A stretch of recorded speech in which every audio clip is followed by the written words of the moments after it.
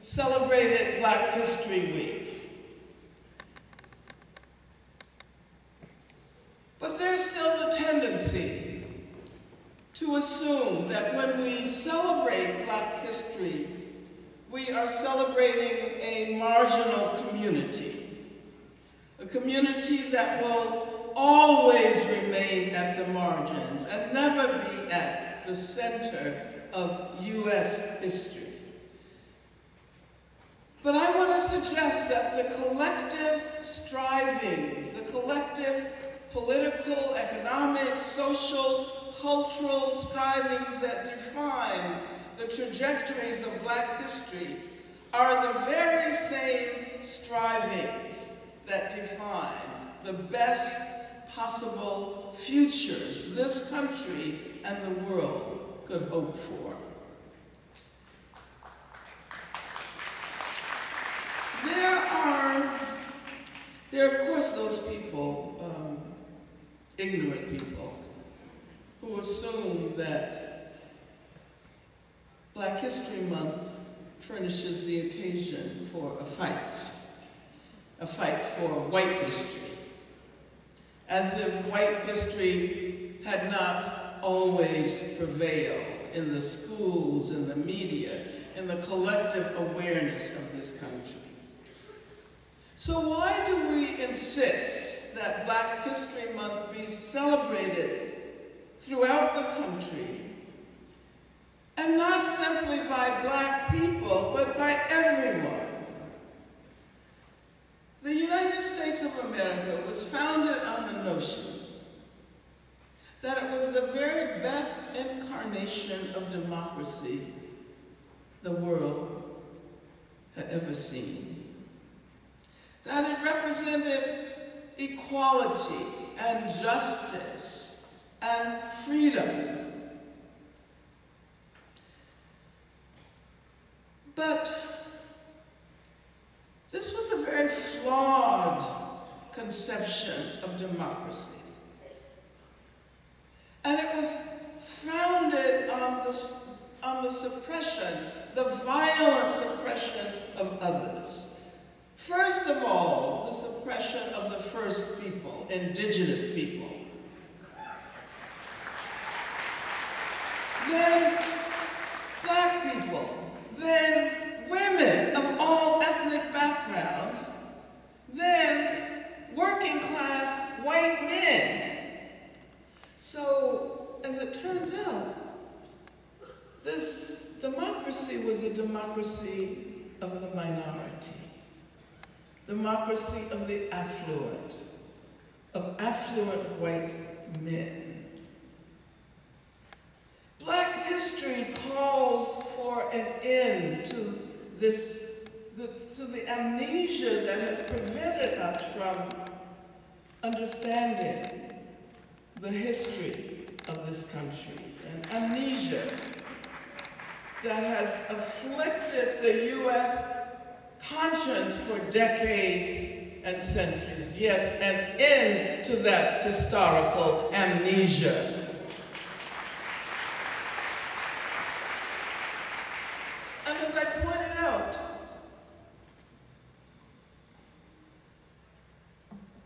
the first peoples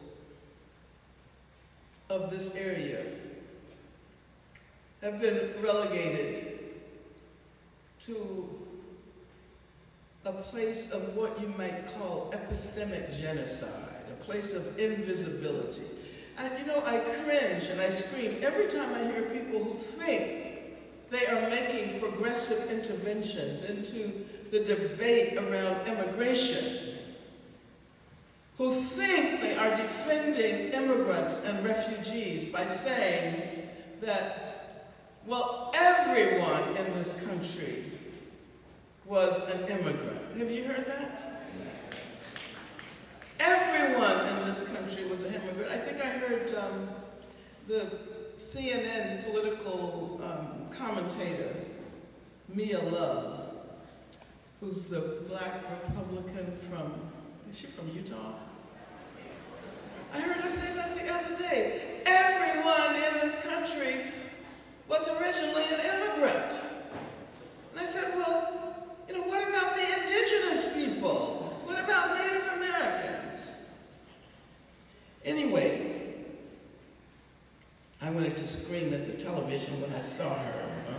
say that.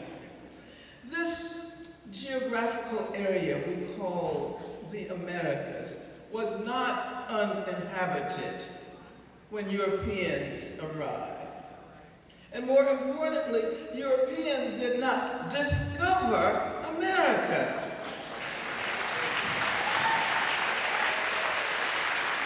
And speaking of epistemic genocide, that very doctrine of discovery inflicts epistemic genocide on Native Americans each time it is propounded.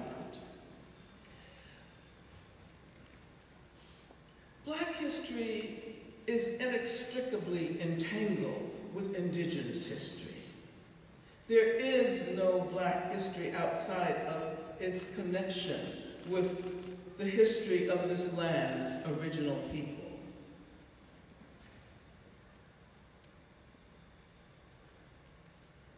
Having made these points, let me say that I think that the importance of Black history resides precisely in the fact that Black history incorporates an indomitable spirit of freedom. Black people resisted the imposition of slavery from the very beginning in the Caribbean, in South America, and in North America. They resisted slavery 500 years ago and are still resisting. This is pretty remarkable. One would assume that by now, Black people would have given up. That's a long time, 500 years. How many generations is that? And of course, some of them have. Some of them have some Black people have always capitulated.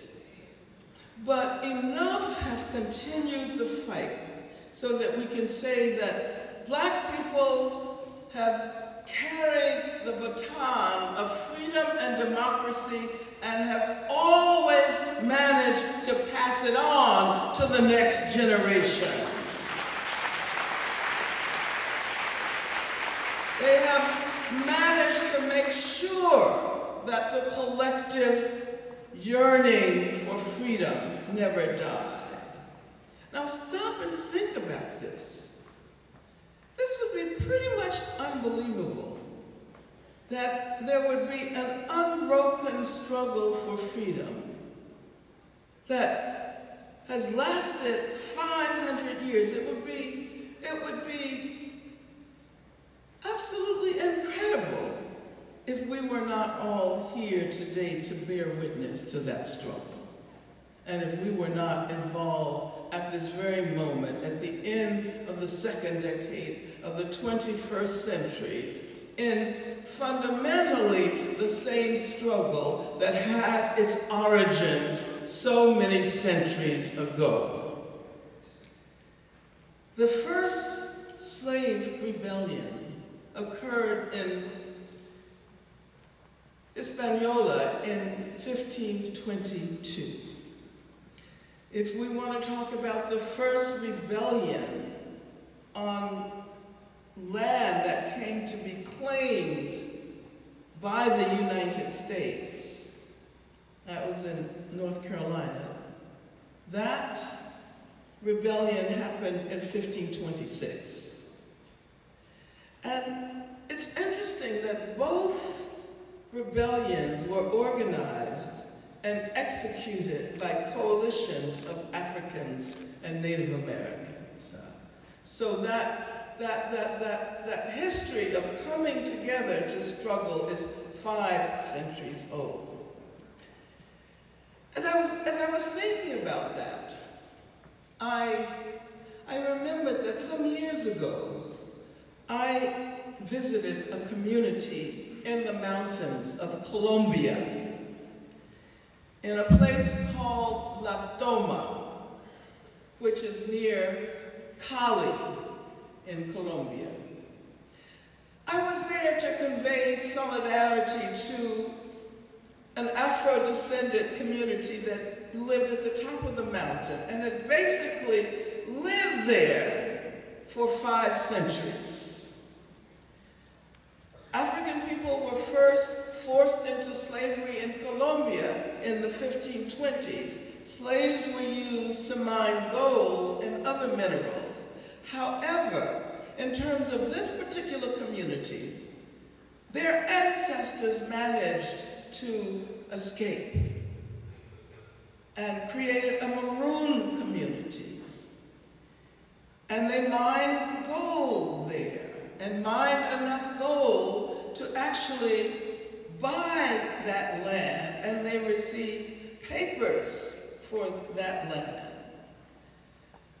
Now, the reason they were asking people from other parts of the world to generate solidarity was because at that particular moment, they were facing a possible eviction.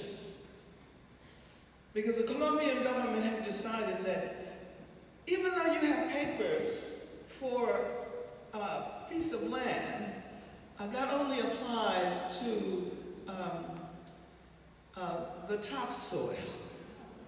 It doesn't apply to the subsoil.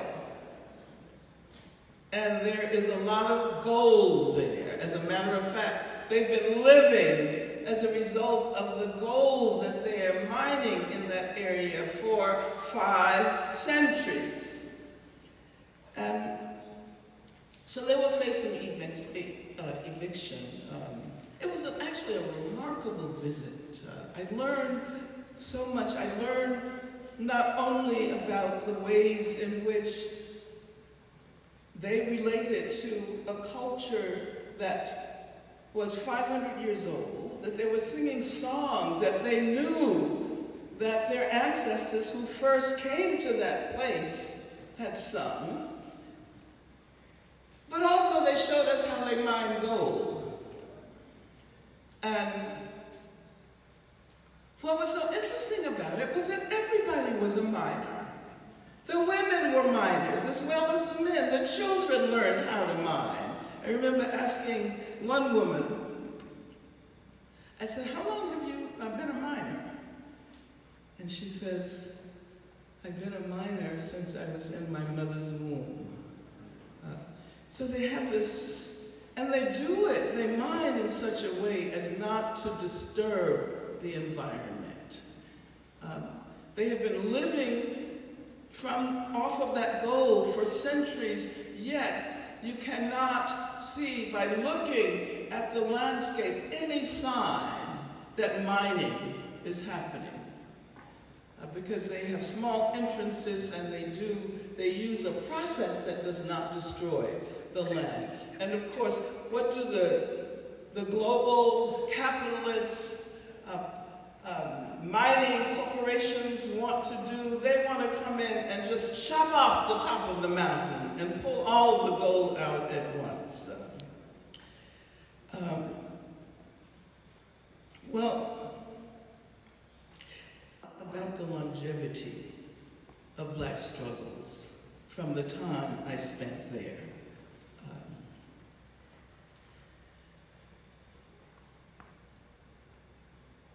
When we talk about Black struggles, we should realize that not all of the participants in Black struggles have been Black.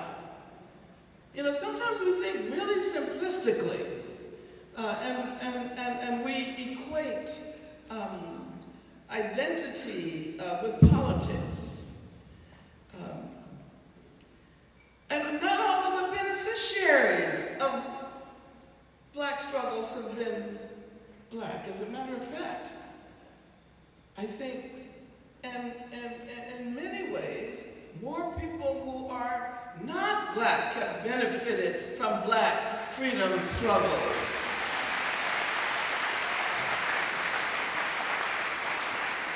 But I make this point because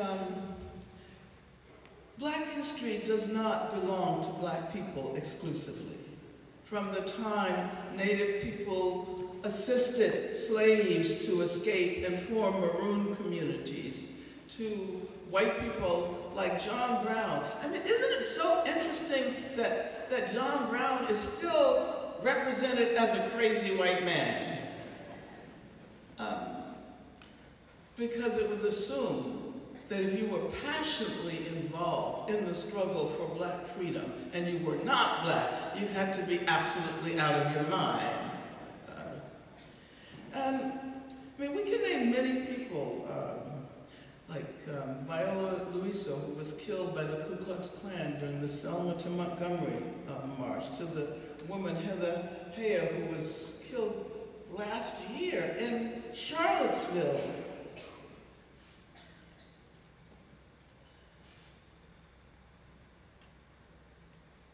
I'm talking about the connections between black history and larger histories of humanity. One of my favorite passages from Dr. King's writings comes from a lecture he gave at, in Canada, as a matter of fact, organized by the Canadian Broadcasting System, and it's included in a collection called The Trumpet of Conscience, which is the last collection that was published before he was assassinated. And around this time every year, I like to return to that book and remember how radical Dr. King really was. Because the version that is usually presented to people is a very liberal version. And so let me share this passage with you. The first man to die in the American Revolution was a Negro seaman, Crispus Attucks. Before that fateful struggle ended, the institution of absolute monarchy was laid on its deathbed. We may now be in only the initial period. He writes this, of course, this is 1967, a couple of months before April 1968. We may now be in only the initial period of an era of change as far-reaching in its consequences as the American Revolution. The developed industrial nations of the world cannot remain secure islands of prosperity in a seething sea of poverty. The storm is rising against the privileged minority of the earth, the privileged minority, from which there is no shelter in isolation and armament.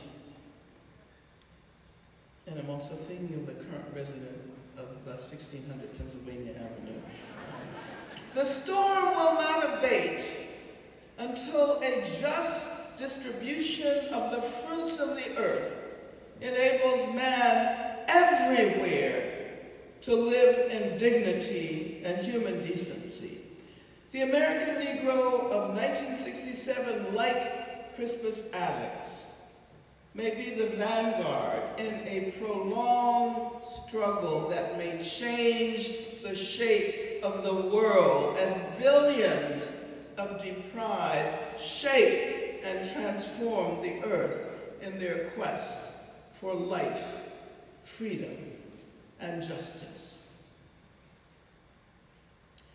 And I think that some decades later, we find ourselves in essentially the same historical conjuncture. As a matter of fact, today I think we recognize that if change does not happen, there is no future for this planet.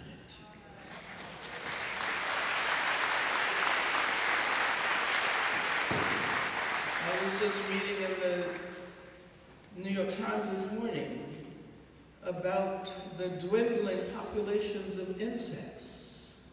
And once insects disappear, will mean the extinction of life as we know it.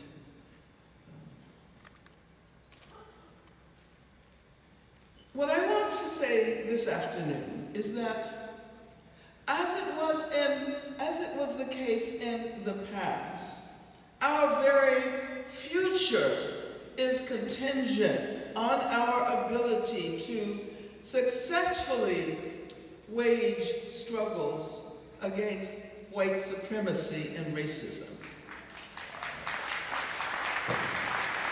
When W.E.B. Du Bois asserted that the problem of the 20th century was the problem of the color line, he was referring to the predicament created by the failure to engage the project of the comprehensive abolition of slavery. That project has never been fully engaged, and we are living the afterlives of slavery. In the 19th century, the call was to abolish the system of slavery.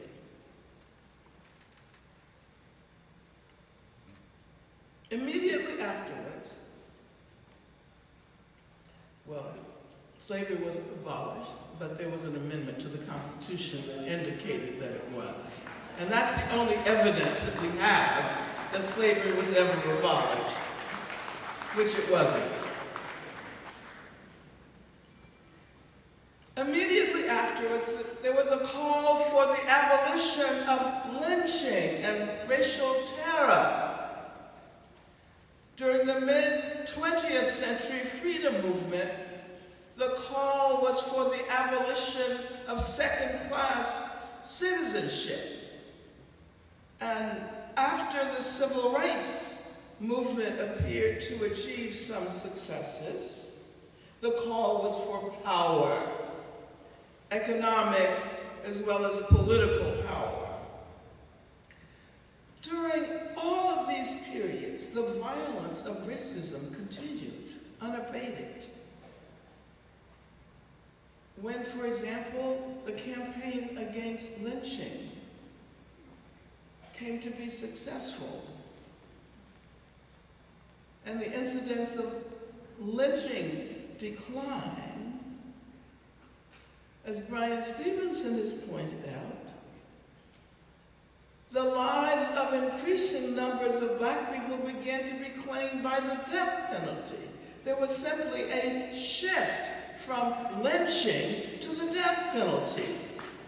Extra-legal racist violence morphed into a form of racist terror that was enshrined in the law.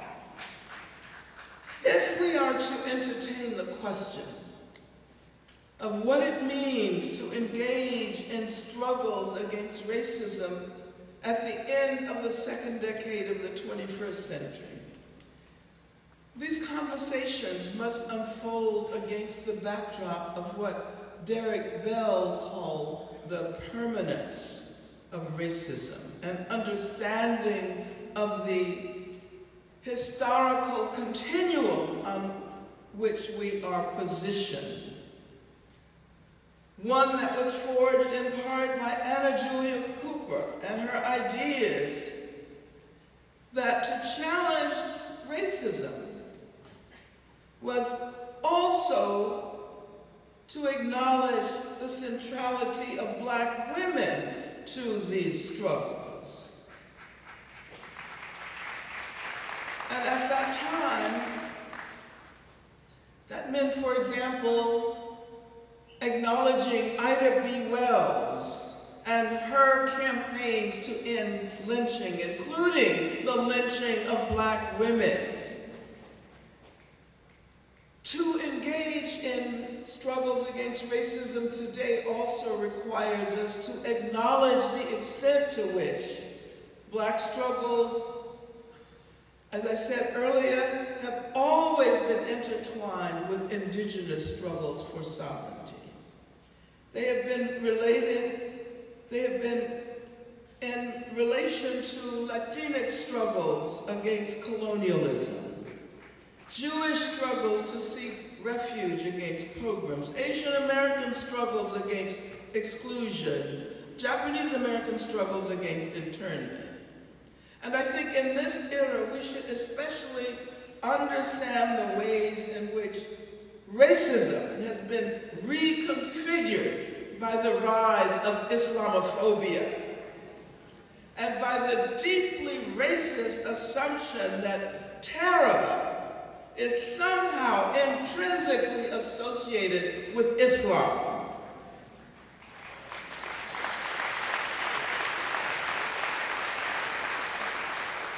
And I think we grasp the integral connection with sexism and misogyny here when we realize that Muslim women are the most consistent targets of Islamophobia.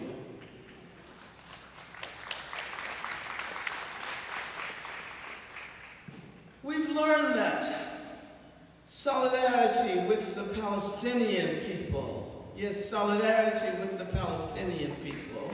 I got into some trouble a couple of weeks ago because of that. Solidarity with Palestinian resistors to the Israeli occupation is important, not only because Palestinians deserve justice, which they do, but also because we need to recognize how our struggles here inside the United States are linked to struggles all over the world.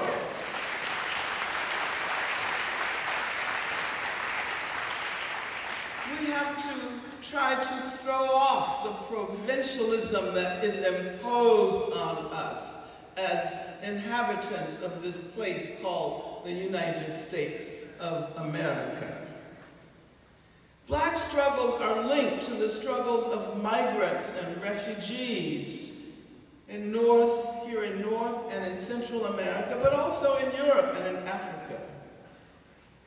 If, for example, we recognize that the vast numbers of migrants all over the planet who are moving from their homelands to places that represent hope to them, it is because they have learned that movement is indeed possible. As a matter of fact, capital migrates, knowledge migrates, corporations migrate, and as a matter of fact, we have these devices that allow us to communicate with anyone on the planet now. So if all of this movement has been generated over the last period, it's just natural that human beings would begin to move. Especially when they are suffering the pain of war and gang violence and femicide and the long-term consequences of colonialization. The fact that they encounter the borders of nation-states and militaristic threats such as those spewing from the mouth of the person I mentioned before, who lives at 1600 Pennsylvania Avenue. This should occasion deep questions. And I know that we often assume that it is natural to live inside nations. We should also recognize that nations as a political formation are relatively young. As a matter of fact, they predated. As a matter of fact, the black struggle predates the creation of nation states. And the reason I'm asking this is that sometimes things aren't going to change in the near future, we might let our imagination soar. We might ask ourselves, so what would it be like if we lived in a world that wasn't defined by the borders of nation states? So that we did not have to have these ridiculous conversations about walls.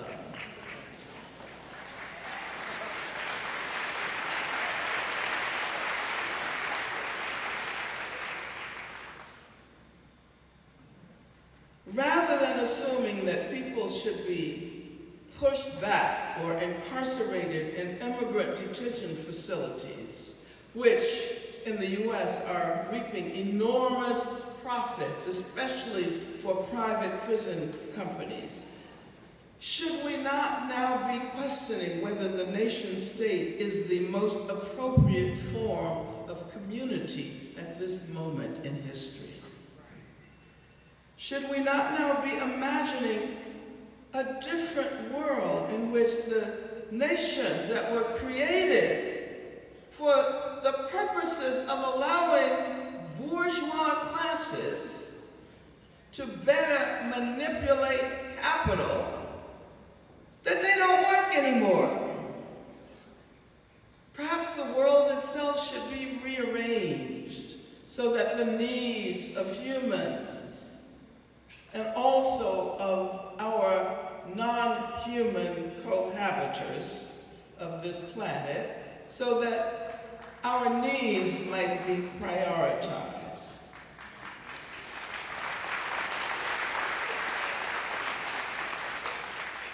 This is a very difficult moment to be living in the U.S., especially since the election of Trump. Oh, I thought I would be able to give an entire talk without mentioning his name, but sorry about that. Can you believe that it was only a little more than 2 years ago? That just a little more than 2 years ago, we were in the post-racial Obama era. Well, I don't know about that, but at least Obama was president. And even those who were really critical of him at the time are becoming very nostalgic these days.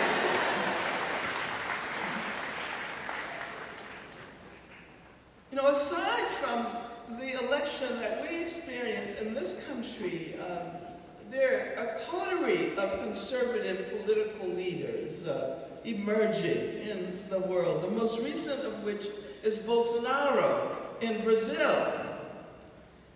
And I think we here in this country who are concerned with black struggles and black freedom, we need to become familiar with what is unfolding in Brazil. Brazil has the largest black population outside of Africa.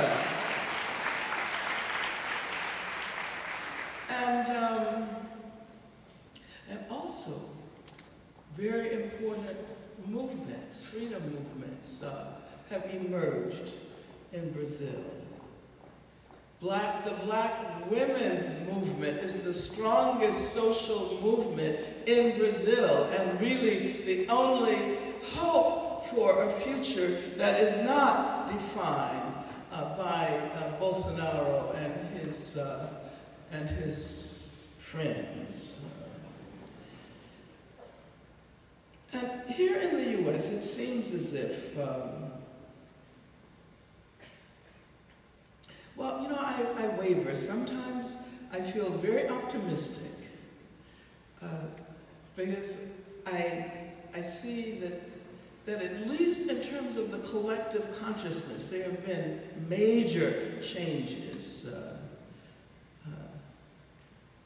But then I look at those who have allowed themselves to be seduced by backward ideas, backward economic ideas, and by the use of racist scapegoats, such as the idea that a small group of poor people from Guatemala or Honduras or Mexico who are fleeing poverty and femicide and gang violence, that they constitute an invading enemy.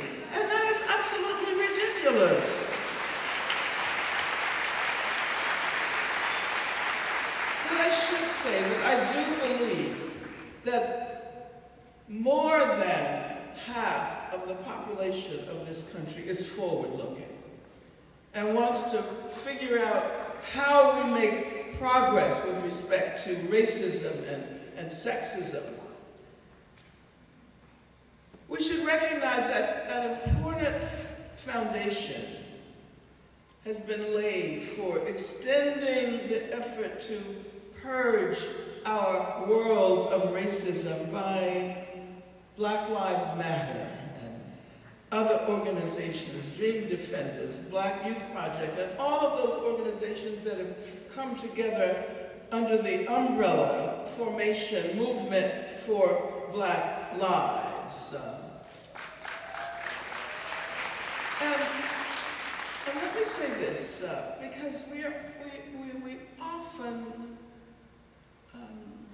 assume, too many people assume, that when you say Black Lives Matter, you're saying only Black Lives Matter.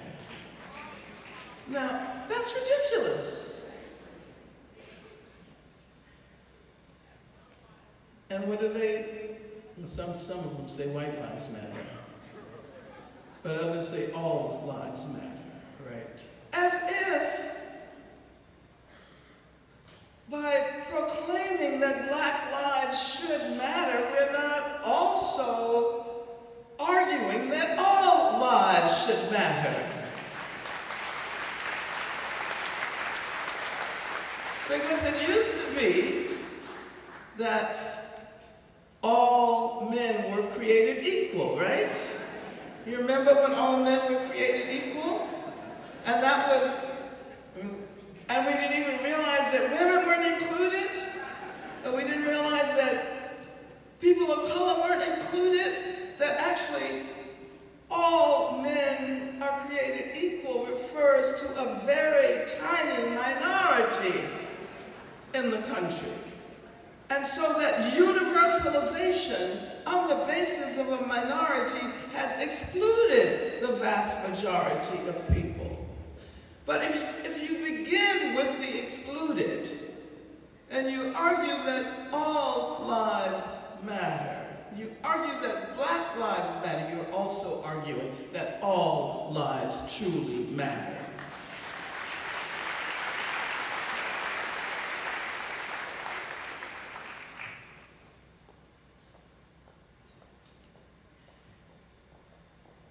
I think that what we have learned over the last period, and this is an extremely important insight, is that racism is not primarily about individual attitudes. And we've been led to believe that racism is something that can be attached to an individual who acts in a certain way as to give expression to a certain attitude. I think that the progress that we've made in the last decades consists in an understanding of the structural nature of racism and its intersectional relation to sexism and misogyny. The most effective anti-racist and feminist approaches understand how important it is to take up the deep structural meanings of racism and misogyny as we experience the very violent afterlives of colonialism and slavery.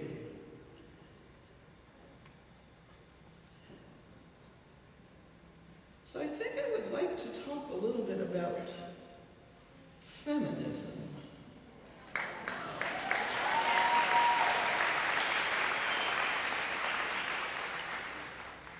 Because I think that many of the insights of the recent era are feminist insights, which have been helpful.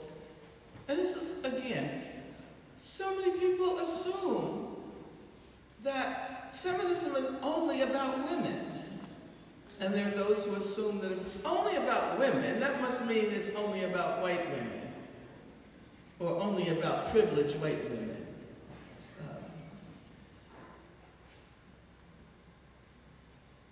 But I think it is,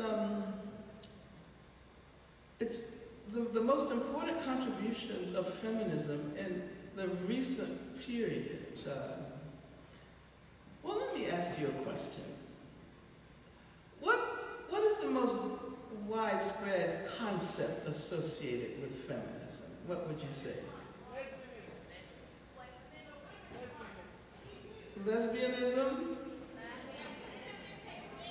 What? What about,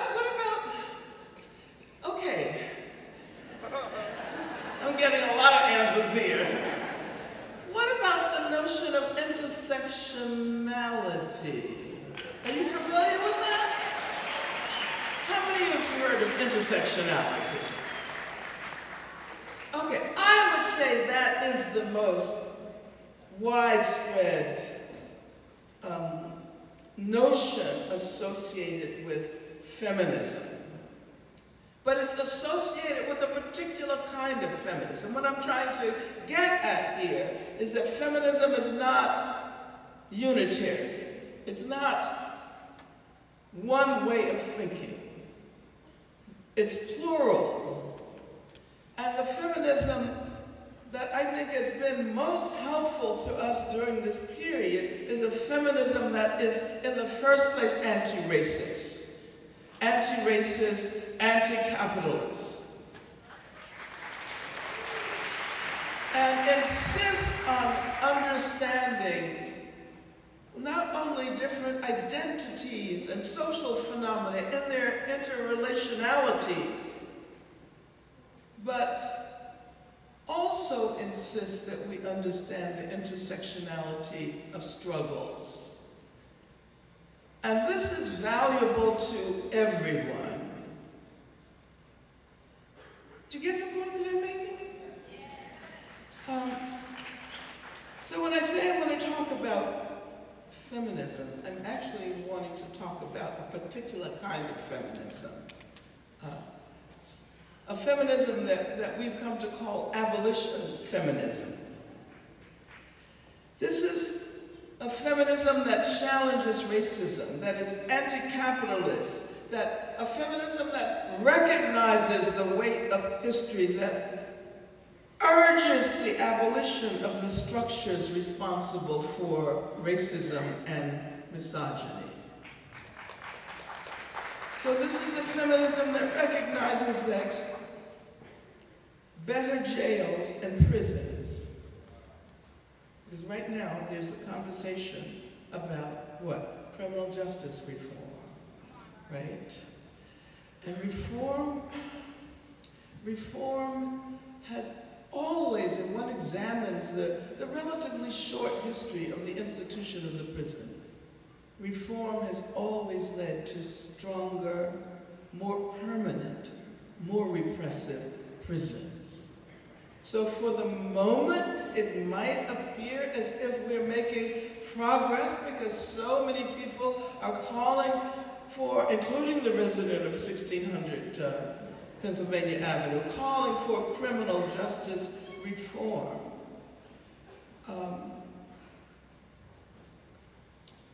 Reform won't do it.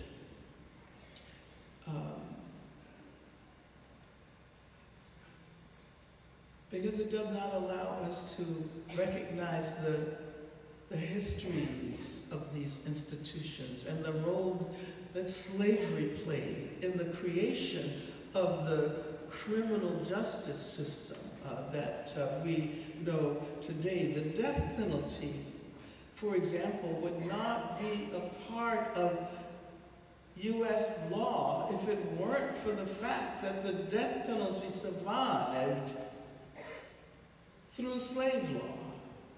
It's still with us today because it was given a new lease on life at a time when people got rid of all of the various corporal punishments, such as cutting off people's hands and having them in pillories and stocks.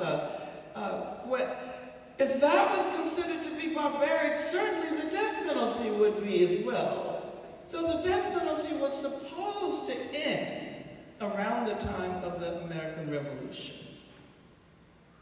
And it did, in fact, end for most offenses for white people, but not for black people.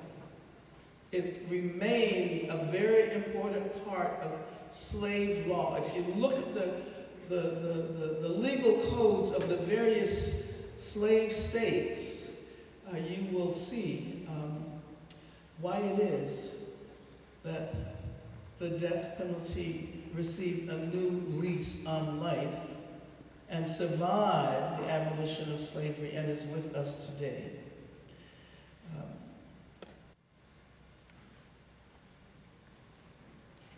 So I was talking about abolition feminism that argues for the abolition of jails and prisons.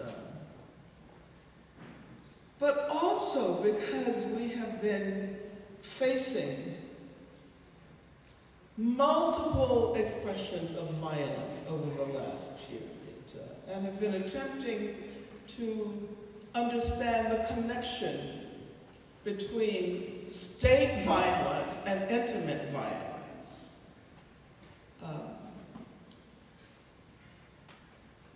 Between state violence, intimate violence, and community violence. Because we often treat these expressions of violence as entirely discrete, as having nothing to do with the other. School shootings.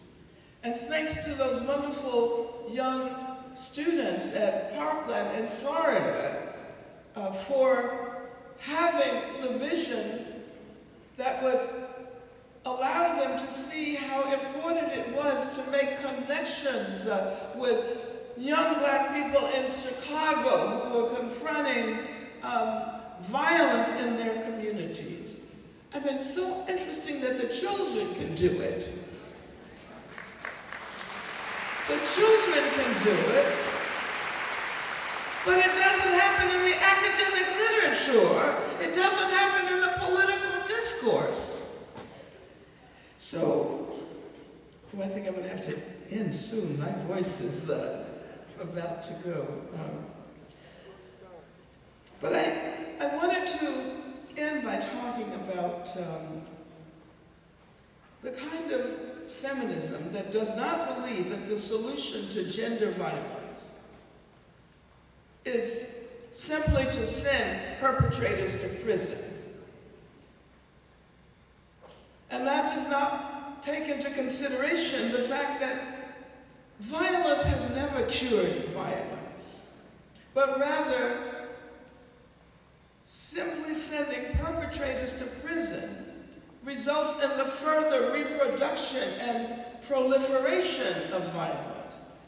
I think it is now time, given that we are witnessing, as I saw myself say on one of the in the video, that this is the era of women. This is the era of the rise of women.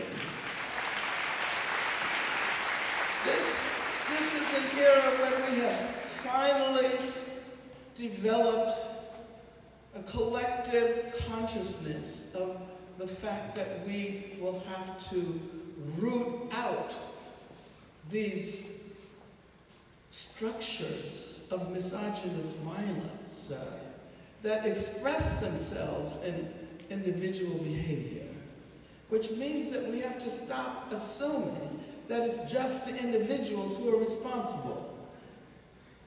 If we only punish the individuals, the structures remain intact and the violence continues. You see, this is why it is so important to seriously think about the prospect of abolishing the prison.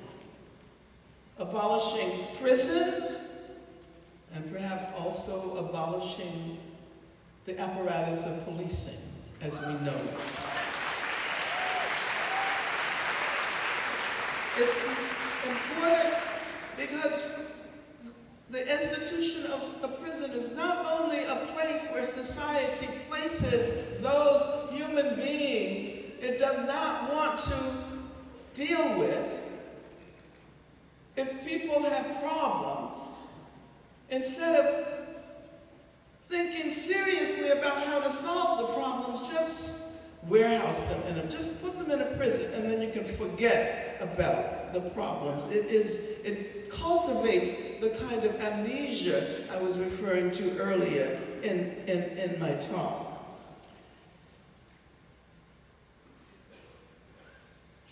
If we need to seek, if we call for the abolition of prisons, and we argue that perpetrators shouldn't simply be sent to prison, that means that we need to seek other modes of accountability and transformation with respect to gender violence and with respect to acts of harm more broadly. So this means that we cannot remain satisfied with the social, economic, and political structures that bolster racism, misogyny, and poverty. And I think I'm going to repeat something I think I heard myself say earlier. I don't usually look at videos of my talks, so that was an experience, being subjected to. But I was pointing out that we have to develop a deeper sense of what it means to change our worlds. We, for so long, have assumed that assimilation is the way. We've been taught that integration, assimilation, diversity, inclusion, think of all of the terms that capture the strategic efforts to get rid of racism in this society. And as I was pointing out in the video, I think that's what I said. It's possible to include those who have been marginalized, previously marginalized, to include them in an institution, in a society, without ever having done anything to transform the conditions that led to the exclusion in the first place. This is why diversity can be a dangerous thing. I mean, I think diversity can also do important work. And I really want to acknowledge those who have strong notions of diversity and recognize that diversity also has to be linked to justice and transformation. But by itself, it simply calls for the institution to continue functioning in the same way with the people it previously excluded being involved in that process. And isn't that what we've seen in so many different instances? Not only with respect to people of color, but women. People of color can't simply aspire to inhabit the spaces reserved in the past for white people.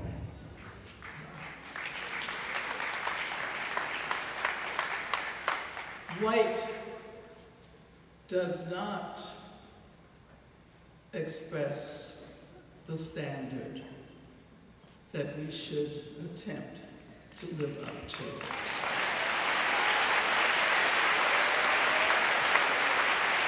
And this is not only true for people of color, it's true for white people as well.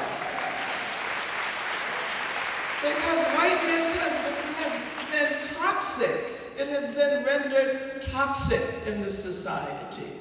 just as masculinity has been rendered toxic in so many ways. If we simply want to become what white, straight, cis men in power have been in the past, we are replicating the structures that will continue to perpetrate the violence we think we are challenging.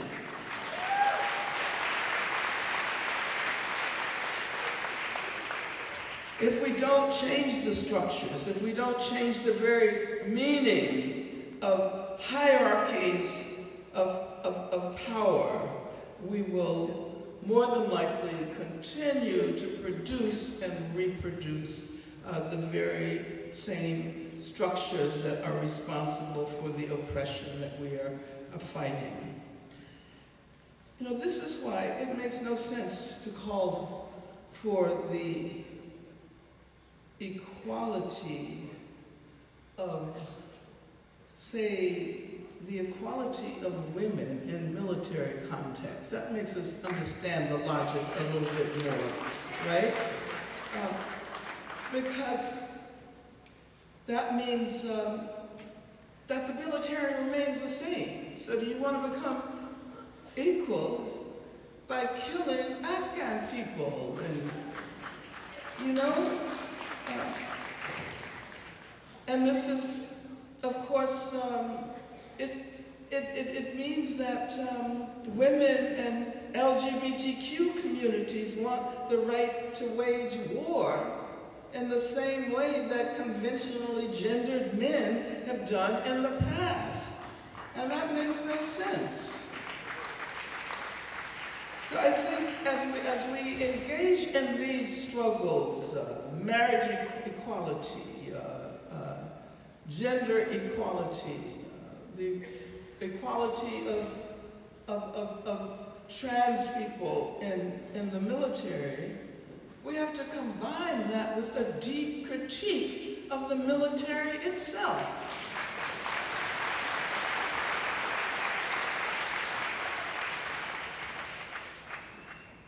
And we could actually make the same argument for marriage equality, right? That we argue for marriage equality, but we don't forget that marriage is an institution that is grounded in capitalist notions of property inheritance. And it also structurally harbors the violence that we say we oppose when we stand up against gender violence. And I think we're beginning to see how family formations,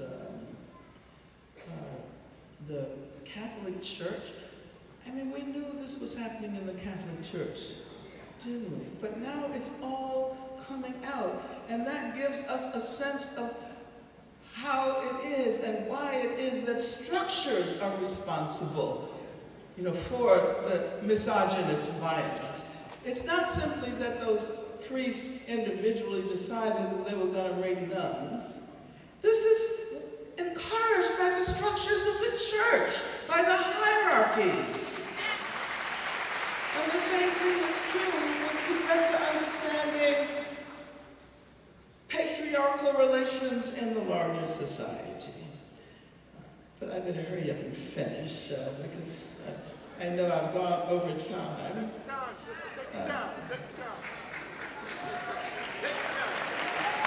Okay, well I have just a couple more ideas.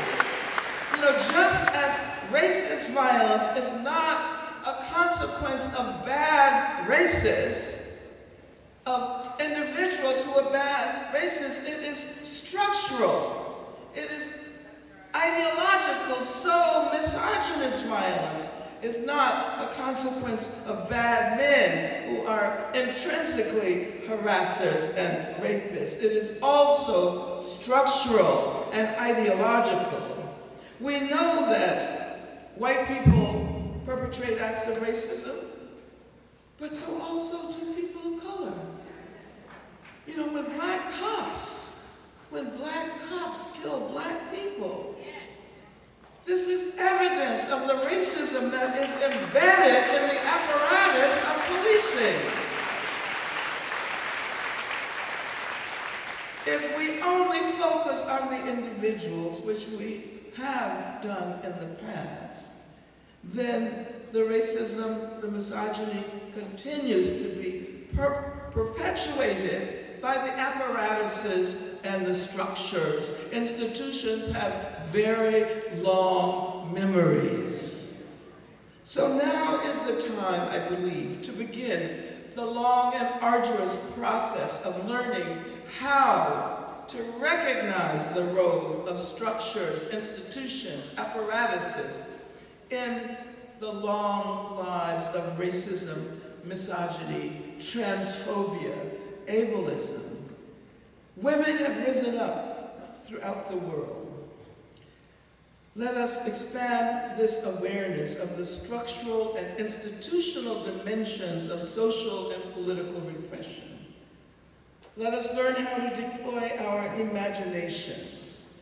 Indeed, I think the questions we should be asking now are not, how do we eradicate racism, sexism, economic exploitation from this institution, from this society, but rather, what kind of society would no longer thrive on systematic violence directed at humans, at animals, and our environment?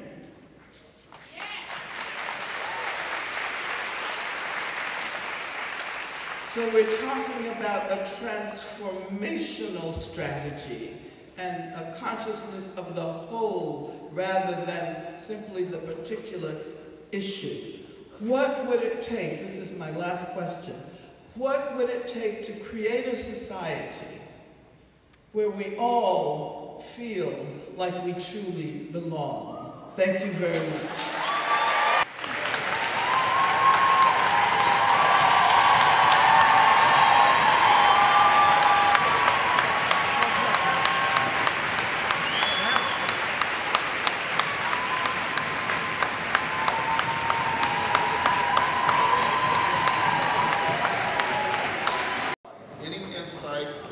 Or things I should prepare for. This is Alma Lopez. She's the former president and founder of Women of Color.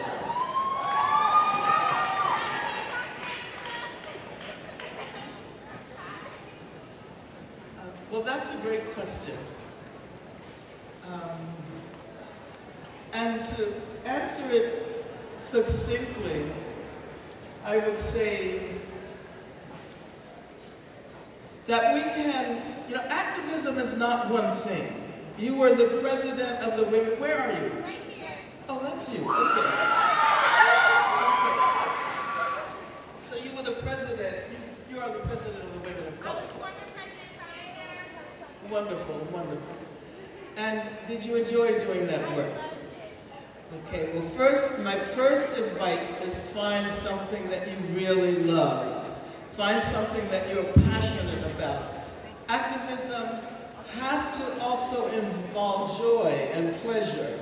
And so whatever you do after you graduate, you'll figure out a way. You'll figure out a way to make your life, your talents, your future relevant to the struggle for a better life for everyone. And you can do it in so many different ways. If you decide that you're a poet and that's the way you want to do it, then that's the best way to be an activist. Well, good luck to you, Alma. All right, here's a great question. Nobody put their name to it. What was your mindset like when J. Edgar Hoover listed you on the FBI's most wanted list?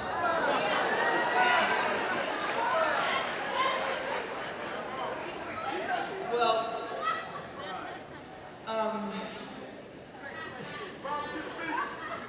yeah, I was shocked.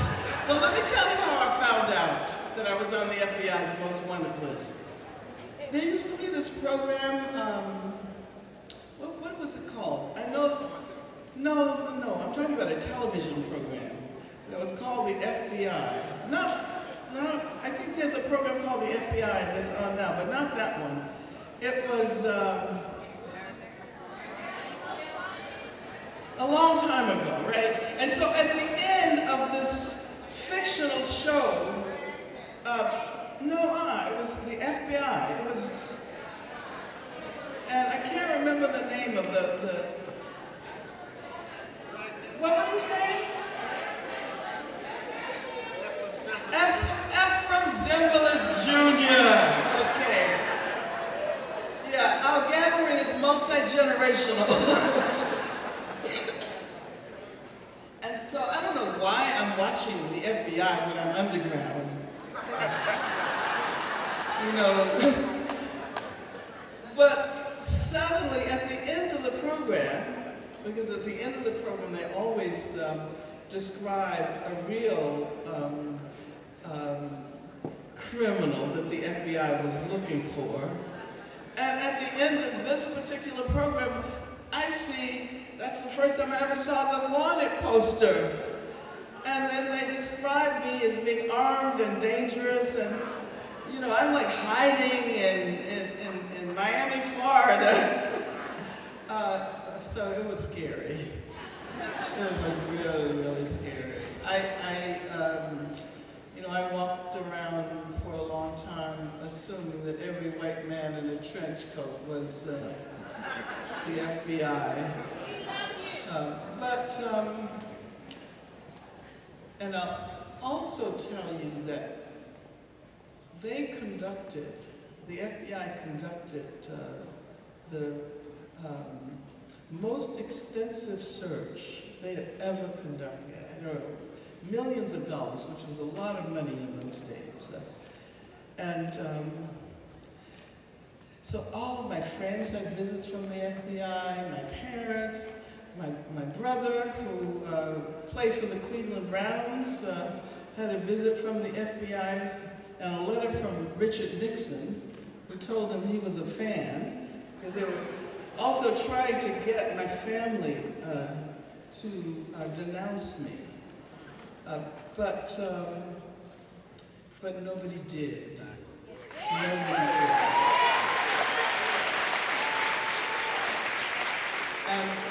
And I think I was able to deal with that because even though I wasn't in touch with anyone except the person who was helping me when I was underground, I was aware that I had people, you know, all over the country who were rooting for me and who were standing with me, so I never felt alone. Dr. Davis, what do you believe the impetus of the stunting of the initial versus civil rights movement was? The initial U.S., civil rights movement. Where do we pick it up and tend toward broader inclusiveness? This is from Nicole Butler. Well, you know, civil rights is simply one dimension of a struggle for freedom. And I think it's important to recognize that in the late 1950s, the early 60s, people in the South who were involved in the movement did not refer to it as the civil rights movement. They referred to it as the freedom movement. And civil rights, which can only be understood in a legal context, was one aspect of a freedom movement that would involve economic freedom, political freedom, cultural freedom, and so forth and so on. But it seems as if we got stuck on the notion that the civil rights movement freed black people. And that was incorporated into the U.S. narrative of democracy. And so segregation, racism, was viewed as the last barrier to be overcome overcome in order to institute full democracy in the U.S. I mean, this is why there's so much in Washington about the civil rights movement, right? And what bothers me is that the civil rights movement is always represented as the ultimate triumph, right? This is when black people finally got their freedom. But as a matter of fact, it was only a step, and it's still only a step. So we have to think, we have to have a much more capacious vision of what constitutes freedom. And as I was saying in the conversation I referred to before with the faculty and students, you know, there was a time when we were out in the streets calling for, well, we were calling for freedom for the black man. I mean, you know, first of all, you should know that most of the activists were women.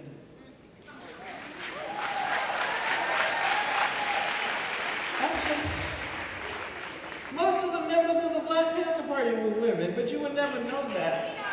But there's evidence that shows you that the majority of the members of the Black Panther Party were women.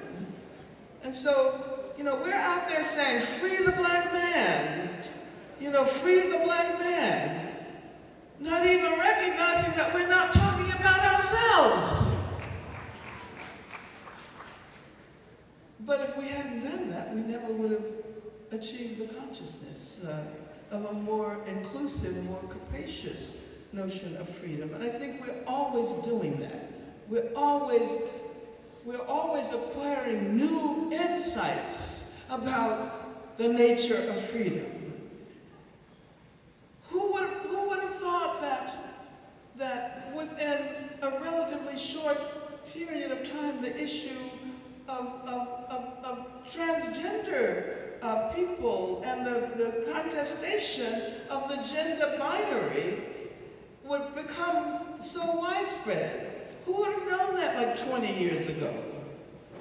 And that would become an important part of the way we think about freedom. When we think about women, we also have to include trans women. So I think that just as civil rights was one aspect, and we had to become aware of new dimensions and new aspects, we will always be discovering new dimensions of what it is, the thing that we call freedom. All right, because of time considerations, this will be the last question. It'll be a twofer. So I'll take two people's questions because we gotta get Dr. Davis back on her plane. And she's gonna sign some books too. So how can I help dismantle homophobia in the black community? Alana asked that question. And then how do you believe gender inequality in this generation is due to environmental societal modeling, which includes minimal funding and education to support the many phobias in the upcoming generation? How about that for a closer? Okay. Let's see. You don't want a Trump question, huh? Okay.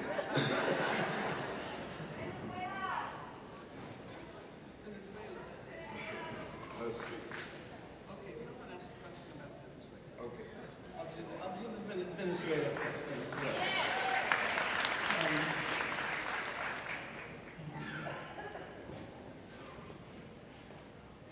How can I help dismantle homophobia in the black community? You just struggle. You just continue to raise the issues. You know, it's unfortunate that somehow, even though it's taken 500 years for black people to reach the state where we are now, 500 years, we think that things are supposed to happen overnight. And So we get angry if we talk to someone and they refuse to take on our ideas or our analysis. You have to keep going over and over and over and over again. And this means in your families. That's activism too. You know, you don't necessarily, have to be someone who, runs around organizing major rallies. If you do the work where you are, wherever you are, whenever anyone makes a homophobic statement, whether it is around the dinner table, or whether it is in a classroom, or whether it's in church, then challenge it, and keep challenging it over and over and over again. That is how change happens.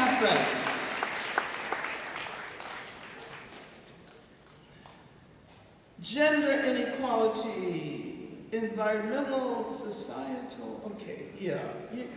I think that what you're saying is that that the deep inequalities that we experience are related. They're related to material conditions, and they're also related to the ways we think. And the ways we think have a great deal to do with how we're educated. And not just educated in institutions like this, but educated through the media and educated through the prevailing political discourse. As a teacher, I think that the most important aspect of teaching is teaching students how to raise questions, how to formulate questions. Nowadays, information is at your fingertips. All you have to do is, Google it. So you don't need an education to get information. But how do you deal with all of that information? How do you organize it? How do you raise questions about it? And I think that everything deserves to be questioned. Everything. Absolutely everything. And especially those things which we most take for granted. Because this is how ideology works.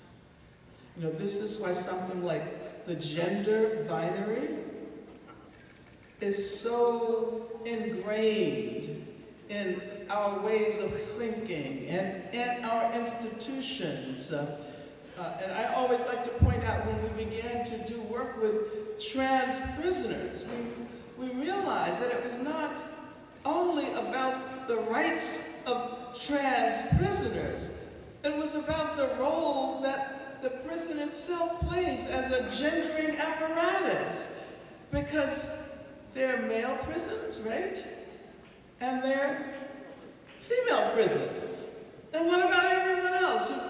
What about people who don't clearly identify into either one of those categories? What happens to them? So, you see, what that means is that we have to learn how to really question that which we consider to be the very foundation of our sense of normality. And that's troubling. But it's okay to be troubled. To me, learning is about troubling and overturning ideas that we had assumed were unshakable. So, yeah. Gender inequality. Finally, there was the question on Venezuela. And I'm so glad you asked about Venezuela. First of all, because tendency in this country to put blinders on when it comes to what's happening outside of the borders of the U.S. and not realize the damage that the government of the United States of America is doing to people everywhere, and especially now in Venezuela. So, you know, you hear about the new government that challenges Maduro. The situation in Venezuela is terrible. There's been, you know, there's a terrible economic crisis. But the one thing that Venezuela has is a lot of oil. Venezuela has an enormous amount of oil. And do you know that the person who didn't win the election declared himself president? He just declared himself president, and he created a cabinet, and among the various policies he indicated that he would promote involves the privatization of Venezuelan oil, particularly in relation to U.S. oil companies like Halliburton. And so that's what it's about. This is why Trump, I will pronounce his name, was among the first to recognize this shadow government, because he represents the interests of big oil corporations. And so I think that, how many of you were aware of what was happening in Venezuela? And how many of you are aware of the manipulations, the effort to privatize the oil, and that it's not about someone that the U.S. designates to be a dictator, but rather it's about regime change. It's about doing the same thing that the U.S. has done in the area in Guatemala in 1955. And there's a whole history of coups that have been instigated by the U.S. government. And so I'm glad you asked that question, because I want to end on a plea to all of you to develop a more internationalist consciousness, to be aware of what is going on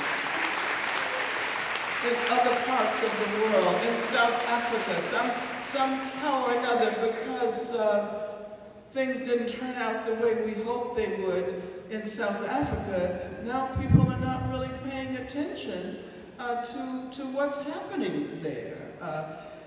And you know, the corporations are very much in touch with each other. That's why it's called global capitalism, right? And we have to figure out a way to develop global solidarity and global consciousness. Thank you very much.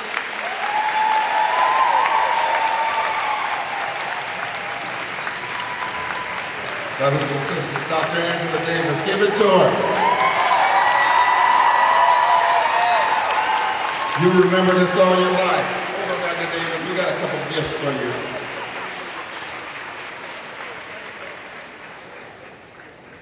President Parham, if you'll join me, Christian, David.